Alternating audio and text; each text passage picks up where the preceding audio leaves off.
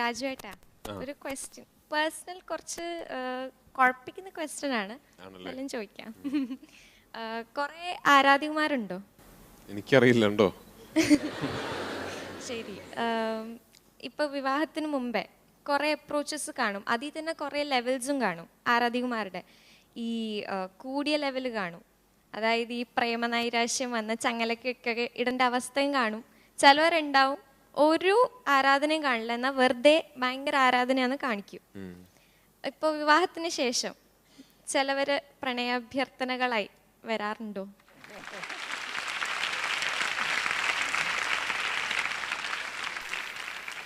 ഞാൻ ഈ വിവാഹത്തിന് മുൻപും അതെ, ഞാൻ ഈ സ്വപ്നക്കൂടൊക്കെ അഭിനയിക്കുമ്പോൾ ഞാൻ കേട്ടിട്ടുണ്ട്, ചാക്കോച്ചനൊക്കെ അനിയത്തിപ്രാവൊക്കെ ഇറങ്ങി നിൽക്കുന്ന സമയത്ത് ഒരു പെൺകുട്ടി രക്തത്തിൽ ഒരു സ്വന്തം രക്തത്തിൽ അല്ലെങ്കിൽ സ്വന്തമെന്ന് അവകാശപ്പെടുന്ന രക്തത്തിൽ ഒരു കത്ത് എഴുതി അയച്ചിട്ടുണ്ട്. അത്രയും ഒരു എക്സെൻട്രിസിറ്റിയിൽ നിൽക്കുന്ന പ്രേമാഭ്യർത്ഥനകളൊക്കെ കിട്ടിയിട്ടുള്ള നടന്മാരാണ് കുഞ്ചാക്കോ ബോബനൊക്കെ. എനിക്കൊന്നും അങ്ങനൊരു ആരാധികയൊന്നും ഉണ്ടായിട്ടില്ല.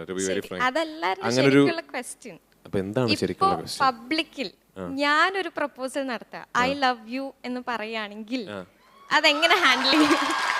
പറയൂ ഐ ലവ് യു എന്ന് പറയൂ കുട്ടി, ഐ ലവ് യു എന്ന് പറയൂ. കണ്ടോ ആ കുട്ടിക്ക് അതാണ്. പറയൂ,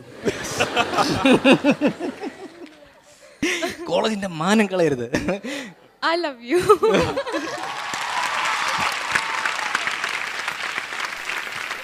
I love you too.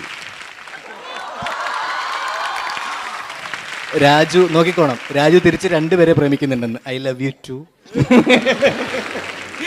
Okay.